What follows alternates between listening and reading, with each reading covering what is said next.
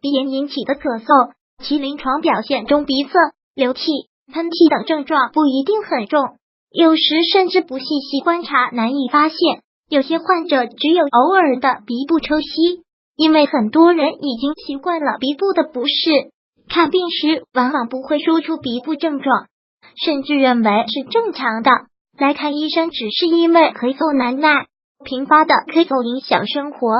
这是漏诊误诊的主要原因。如果喜欢本视频，请分享并订阅本频道，访问 ttnews.xyz 获取更多相关资讯。